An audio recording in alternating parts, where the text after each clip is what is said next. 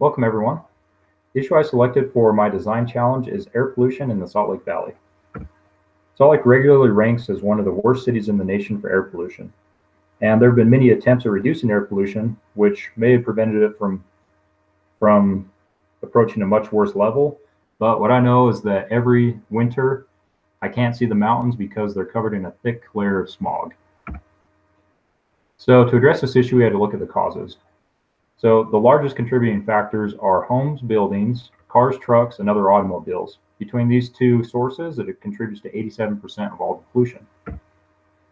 So previous methods of reducing pollution, I think they actually go after the symptoms and don't address the underlying problem. The cause of our chronic air pollution is our reliance on the burning of fossil fuels, which keeps our economy moving. So to solve this problem, we need an alternative to fossil fuels, and it cannot reduce our standard of living. Otherwise, I just don't think it'll be adopted. So is this an impossible problem to solve? I don't think so. And I'm going to go over some key statistics, which will make more sense on the next slide, where I'll get into my solution to the problem. So the average daily household power consumption in Utah is 25 kilowatt hours. Now this contributes to the area source pollution. 300 to 500 miles, that's the range expected by consumers to switch from an internal combustion engine vehicle over to an electric vehicle. And EVs powered by renewables, they don't pollute. So the average daily commute in Salt Lake, that's 32 miles. Now, why do people want such a long range in their vehicles? I don't know. But what I do know is that with existing EV technologies, that will require a battery that's 105 to 150 kilowatt hours to get that desired range. So what that does is it leaves up to 141 kilowatt hours of excess capacity. And luckily for us, cars, they're parked 95% of the time, with 2 cars per household in the US.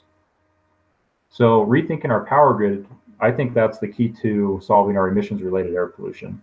Converting our transportation to EVs automatically builds out storage capacity for intermittent renewable resources. And crowd sharing platforms, they set the groundwork for sharing electricity.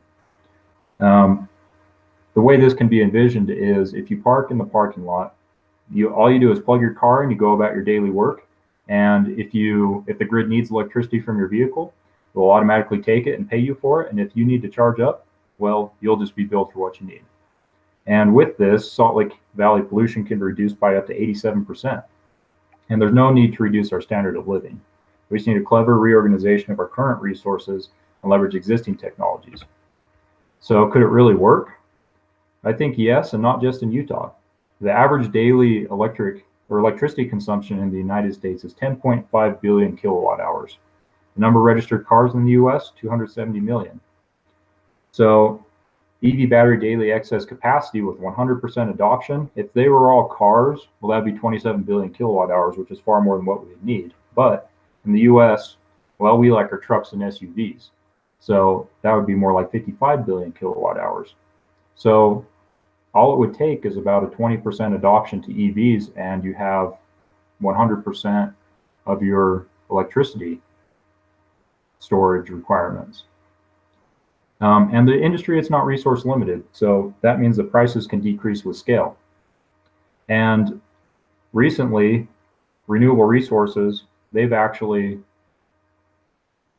come down in price to a point that's less than what fossil fuel powered electricity is. So why haven't they been more widely adopted? It's because there's no storage capacity for them.